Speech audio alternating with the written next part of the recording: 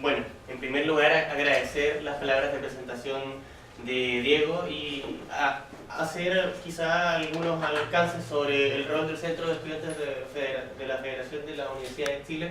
Efectivamente, el Centro de Estudiantes de la Federación de Chile nace con el objeto de ser un apoyo al movimiento estudiantil, pensando que el movimiento estudiantil no simplemente se debe caracterizar por la movilización, sino que por la capacidad de elaboración de propuestas, elaboración de crítica, y de alguna otra manera el Centro de Estudios de la Federación ha tenido permanentemente el interés y ha tenido permanentemente el objetivo de generar insumos de carácter técnico, como por ejemplo ver con este anuncio de gratuidad que hubo este año qué universidades se verían beneficiadas y cuáles no para aceptar el proyecto, sino para saber las consecuencias de todos los proyectos que se están discutiendo, para saber cuáles son los alcances de las observaciones, de las discusiones que están dándose en la opinión pública, y a su vez generar contenido para que nuestros dirigentes tengan la capacidad, y digo nuestros dirigentes refiriéndome a los dirigentes del CONFECH también,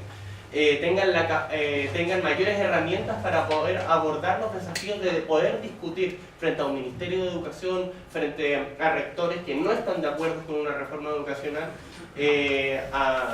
con altura tanto política como con altura en lo que se refiere a los conocimientos sobre el sistema educacional, y como ahora lo vamos a ver, sobre las materias educativas que tienen que estar en la Constitución. Pasando directamente a la materia.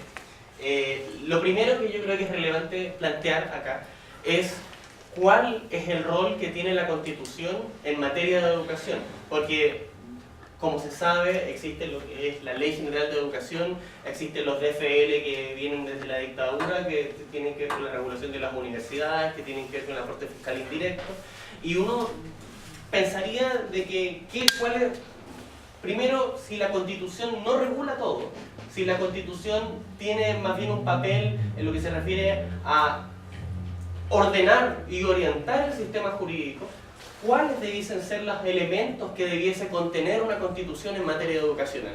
Ese es un primer punto, de modo tal que hay que evitar dos situaciones. Una que bien señaló Diego, que es la ausencia de regulación o la escasa regulación que puede tener en la materia educacional, y por otro lado, pensar que todas las materias tienen que ser reguladas en la Constitución. Como por ejemplo, pensar, si es que se mantuviese un sistema de subvenciones en el futuro, que tiene que estar regulado completamente el sistema de subvenciones, por ejemplo. En tal sentido, lo que hay que tratar de comprender son estos objetivos que hemos tratado de bosquejar de lo que tendría que ser, del rol que tendría que tener la Constitución en materia educacional. En primer lugar, orientar a todo el sistema jurídico. ¿Esto qué quiere decir? Orientarlo en términos interpretativos. Eso significa que debiesen instalarse ciertos principios, como por ejemplo de participación, democracia, no discriminación, en materia educacional, de modo tal que sean orientadores del comportamiento administrativo, orientadores del comportamiento de los establecimientos educacionales, de las agencias de acreditación, del Ministerio de Educación, ahí refiriéndonos a los órganos administrativos. Y a su vez como un método que nos permita interpretar también el ejercicio, eso ya sería el tercer punto, interpretar el ejercicio de los derechos. ¿Cómo es que debiésemos interpretar, por ejemplo, el derecho a la si es que existe el reconocimiento constitucional de la participación estudiantil? ¿Podemos permitir que una universidad pueda, a través de un contrato universitario, por ejemplo, o que el ministerio, pensando que no existiera la figura del contrato en materia de educación superior y que existiesen otra forma de vinculación a la educación superior por parte de los estudiantes? Si es que la decisión administrativa que vincula al estudiante o el contrato puede establecer prohibiciones en materia de participación estudiantil, eso sería contrario a la Constitución si es que se reconociera el derecho a la participación si fuera de rango constitucional. Y finalmente está la idea de fijar principios para la política pública. ¿Esto qué quiere decir? Esto está asociado, por ejemplo, por dar un ejemplo y anticipando un poco los elementos finales de la exposición, que, por ejemplo, en la Constitución de Ecuador, en el artículo 26, se establece un principio de prioridad de financiamiento. Se considera para el Estado un área prioritaria el invertir en educación, de modo tal que, ¿esto qué significa? Significa que en el caso de que tengamos una ley de presupuestos, por ejemplo, que esté invirtiendo en distintas áreas, pero no invierta en la salud, no invierta en la educación, estaría de alguna otra manera burlando este principio que jerarquizaría de alguna otra manera la administración de los recursos en la implementación de políticas públicas. A continuación, vamos a hacer una revisión como las menciones que la Constitución tiene son breves, son el artículo 10, en el artículo 19 referido a los derechos, el artículo 19 número 10 y número 11. Vamos a hacer una revisión relativamente detallada de esto para luego a continuación referirnos a qué consecuencias tiene para efectos de la organización del sistema educacional el hecho que la Constitución diga tales cosas. Luego vamos a hacer una mención de cuáles son algunos de los pilares del movimiento estudiantil, porque si conocen las bases fundamentales para una nueva educación pública, se van a dar cuenta de que muchas de las materias que se discuten no pueden ser de materia de rango constitucional por este criterio que habíamos dicho al principio. Sería un extremo tratar de llevar, por ejemplo, la cuestión de las condiciones laborales directamente a lo que es educacional, en lo que se refiere a los elementos que debiesen estar en la Constitución.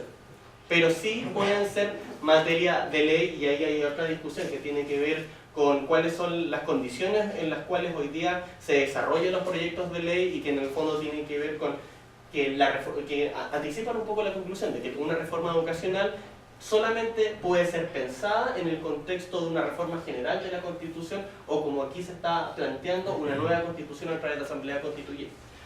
Así, luego de hacer esta exposición sobre las demandas estudiantiles, vamos a ver cómo es que ciertos principios del documento de base para una nueva educación pública sirven como ejes rectores para ser incorporados en la Constitución, y vamos a ocupar finalmente el ejemplo de la Constitución de Ecuador, que es de alguna otra manera la que entrega ciertos elementos que son consistentes con lo que ha sostenido el movimiento estudiantil. Ya. A continuación, el artículo 19 número 10 y el artículo 19 número 11 son los que se refieren a educación. En particular, el artículo 19 número 10 se enuncia como el derecho a la educación y el artículo 19 número 11 como la libertad de enseñanza. Esto requiere un cierto grado de desglose y se los voy a ir mencionando. Miren, sostiene lo siguiente, artículo 19 número 10, el derecho a la educación. La educación tiene por objeto el pleno desarrollo de la persona en las distintas etapas de su vida. Los padres tienen el derecho preferente y el deber el deber de educar a sus hijos. Corresponderá al Estado otorgar especial protección al ejercicio de este derecho. Para el Estado es obligatorio promover la educación parvularia, para lo cual financiará un sistema gratuito a partir del nivel medio-menor, destinado a asegurar el acceso a este y sus niveles superiores. El segundo nivel de transición es obligatorio, siendo requisito para el ingreso a la educación básica. La educación básica y la educación media son obligatorias, debiendo el Estado financiar un sistema gratuito con tal objeto, destinado a asegurar el acceso a ellas de toda la población. En el caso de la educación media, este sistema, en conformidad a la ley, se extenderá hasta cumplir los 21 años de edad. Corresponderá al Estado, asimismo, fomentar el desarrollo de la educación en todos sus niveles, estimular la investigación científica y tecnológica, la creación artística y la protección e incremento del patrimonio cultural de la nación. Es deber de la comunidad contribuir al desarrollo y perfeccionamiento de la educación. Con un texto de este tipo, uno tiene la tendencia, y esto es un poco lo que dicen los constitucionalistas que dicen que se dedican a esto y dicen que saben más que todos nosotros sobre este tema, dicen que no hay nada que cambiarle a este articulado. Y vamos, Alfredo va a ir exponiendo qué consecuencias tienen ciertos elementos del texto que de alguna otra manera nos dicen que sí es necesario cambiarlo. Por otra parte, el artículo 19 número 11, la libertad de enseñanza, incluye el derecho a abrir, organizar y mantener establecimientos educacionales. La libertad de enseñanza no tiene otras limitaciones que las impuestas por la moral, las buenas costumbres, el orden público y la seguridad nacional. La enseñanza, reconocida oficialmente, no podrá orientarse a propagar tendencia político-partidista alguna. Esto tiene que ver de alguna otra manera con la reacción que tiene la dictadura frente al temor a la Escuela Nacional Unificada. Estamos pensando que este derecho que se configura así como la libertad de enseñanza, evitando lógicas partidistas, evitando que este deber quede en manos del Estado y trasladándolo a las familias, de modo que el Estado tiene un papel más bien de garante del derecho de los padres a escoger el colegio de sus hijos y a que los padres ejerzan su deber, tiene que ver de alguna otra manera con este temor a otro tipo de modelos, a otro tipo de reformas. Y en particular en Chile al temor que significó la Escuela Nacional Unificada. Los padres tienen el derecho de escoger el establecimiento de enseñanza para sus hijos. Bueno, ahora que acabamos de leer la Constitución en materia de educación, como dijeron anteriormente, la Constitución no dice mucho con respecto a educación, se menciona solamente 13 veces la palabra educación en toda la Constitución. Y bueno, hay que recordar que esta Constitución fue hecha en dictadura, una dictadura que fue hecha posteriormente al gobierno de Allende, y por ende toda la Constitución fue creada para evitar una ideología del mismo tipo. El mismo Jaime Guzmán dijo que había que moldear la cancha de manera que las próximas generaciones no pudieran cambiar las constituciones, las leyes y las cosas que tú hiciste. Entonces, se nota aquí que lo expresado en la ley estipula un modelo educativo específico. Principalmente se ve que hay un enfoque en lo que es la enseñanza más que un enfoque en la educación.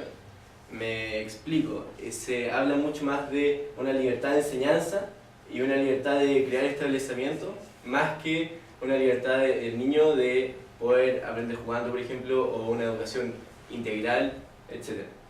También una cosa que hay que recalcar mucho es que, como decía en el artículo, se somete al padre como el principal responsable de la educación de su hijo, y el Estado el que tiene que garantizar el cumplimiento del deber del padre. Entonces, de esa manera, el Estado más o menos se limpia las manos y dice que no tiene nada que hacer ahí, que el Estado es el que elige, o sea, los padres son los que eligen y el Estado tiene que encargarse de que ellos elijan. Además, eso, junto a la libertad de enseñanza y la apertura de instituciones, se mete el mercado en la educación, haciendo que los padres sean los que están demandando educación y la gente que crea en instituciones son los oferentes, y el Estado lo deja así nomás. Y entonces lo único que tiene que subsidiar es la educación primaria, media y básica, y el jardín infantil sería lo único que subsidia, ni siquiera tiene que garantizar gratuidad. Y tampoco el problema principal que lleva a esto es que no hay una orientación clara en los proyectos educacionales. Entonces no hay un rol público de las instituciones, ya sea en los colegios, ya sea en las universidades. Esto es debido a que se dice que el Estado no debería interferir, que son instituciones al final creadas por personas naturales o privadas. Bueno, entonces, lo importante es por qué todo esto, lo que digo, el hecho de que el niño pueda tener una formación integral, o que se tiene que garantizar una educación pública, o que el Estado tiene que ser responsable de entregar la educación, porque esto se tiene que entregar en la Constitución. Esto principalmente porque la Constitución es la que hace, como dijeron anteriormente, hace la orientación de todas las leyes y todo el sistema jurídico. Entonces, al estar en la Constitución, ninguna ley puede oponerse a ella. Por ende, hay muchos aspectos específicos que tienen que salir en la Constitución, independientemente de que sean muy abstractos o que posteriormente se refuercen con una ley. Por eso, cosas como rol público, como formación integral, como participación democrática, etc., tienen que salir en la Constitución. Entonces vemos también que las demandas del movimiento estudiantil son demasiado ambiguas, son demasiado diversas y nunca se han pensado de una manera constitucional. Principalmente porque muchas de las demandas no pueden ser de manera constitucional. Por ejemplo, un claro ejemplo es el lucro. El fin al lucro no puede ser algo constitucional debido a que, aunque sea constitucional, aún así tiene que crearse la ley que lo regule. Entonces, no entraría en ser algo importante meterlo en la Constitución. Ahora, entonces nosotros vimos las demandas del movimiento estudiantil y vimos cómo podemos meterlas en la Constitución, o cómo estas se verían reflejadas en una Constitución que para nosotros represente dicha demanda. Y vemos, bueno, que como dije anteriormente, el rol público, una participación, una inclusión social, el financiamiento, como dijeron anteriormente, en Ecuador y como lo van a recalcar también, se garantiza la gratuidad en todos los niveles. En cambio acá solo se garantiza un sistema gratuito, no sé si se fijaron, pero ni siquiera argumentaba que todo tenía que ser gratuito, sino que el Estado tenía que garantizar que había parte gratuita para la gente que no podía pagarlo.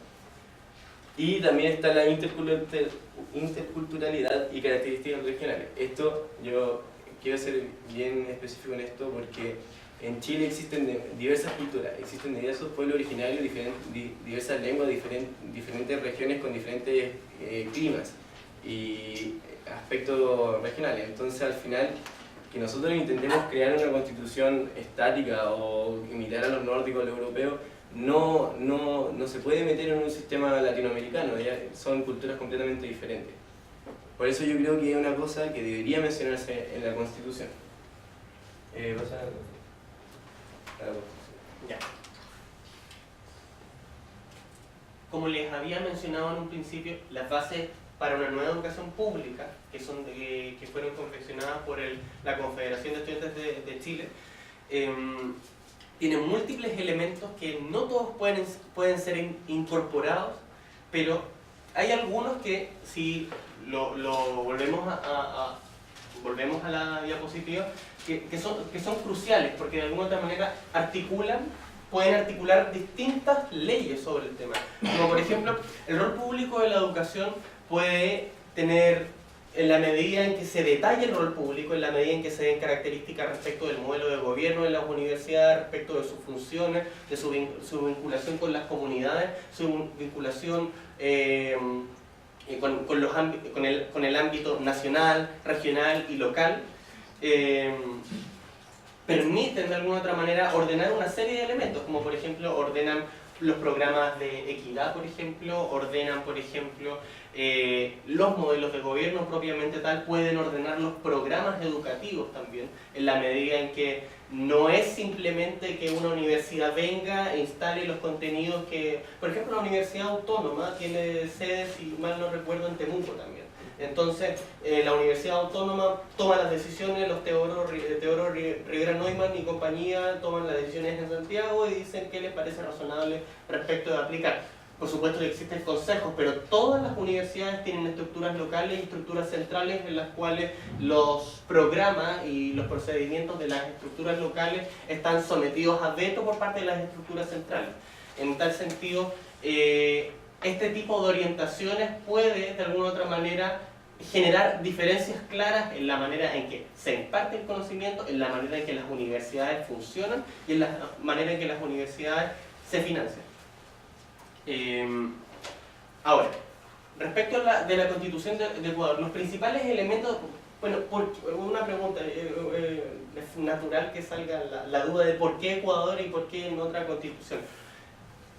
El objetivo de utilizar la Constitución de Ecuador no es un objetivo de hacer aquí una especie de exposición de qué dicen todas las constituciones sobre educación, sino cuál de las constituciones existentes es más expresiva de lo que el movimiento estudiantil ha buscado. Y en ese sentido, los principales elementos que tiene la Constitución de Ecuador son los siguientes. En primer lugar, a diferencia de nuestra Constitución, en la cual se establece que el deber es de los padres y el Estado es el que tiene que velar porque los padres cumplan con ese deber y dar en el fondo ciertas garantías de modo tal para que ellos lo cumplan, en Ecuador la educación es un deber ineludible e inexcusable del Estado. Eso como primer punto. Segundo, existe aquí un principio de financiamiento y un principio de política pública. Se reconoce la educación como un área prioritaria de la política pública, y ahí está la consecuencia que yo les mencionaba, como por ejemplo, si en una ley de presupuesto se invirtieran recursos para algunas materias y se excluyera la materia educacional, por ejemplo, estaríamos hablando de una ley de presupuestos que violaría un principio constitucional que habla de la prioridad que tiene que tener la inversión, pensando que la inversión forma parte de lo que sería el realizar una política pública. En tercer lugar, la educación debe... Este es el punto más interesante y yo creo que este puede generar más discusión, porque hay una cuestión que nunca ha quedado clara, por ejemplo, del movimiento estudiantil. Ahora queda un poco más claro porque el documento lo zanja de alguna otra manera, pero siempre, o en un principio, estaba el temor de que el movimiento estudiantil, cuando hablaba de educación pública, abogaba simplemente por educación estatal. Y estaba tratando de... porque este era el gran temor, y en el fondo eso es lo que generaba gran rechazo, y eso es lo que generó el trauma por la Escuela Nacional Unificada también. ¿Por qué hay que hacer esta diferencia entre interés público y decir universidad pública en el sentido de su naturaleza jurídica? Por la siguiente razón: no da garantías el hecho que una universidad sea de carácter estatal, el hecho de que cumpla con ciertos estándares que puedan caracterizarla como una universidad pública. Puede ser, y esto hoy día obviamente no es así, pero podría ser que una universidad administrada por su propia comunidad en forma participativa, triestamental,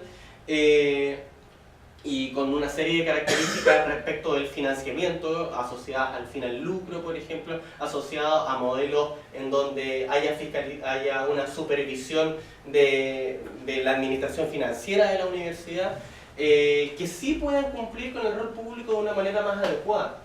Entonces, lo que aquí de alguna u otra manera se traduce en la Constitución de Ecuador, no privando la iniciativa de crear establecimientos educacionales por parte de privados, es que la educación debe responder al interés público y no al interés corporativo y no al interés de particulares. Esto es una cuestión fundamental, porque hoy día, ¿esa qué consecuencia tiene? Hoy día, por ejemplo, en Chile hay universidades que tienen como rasgo institucional que son de carácter confesional.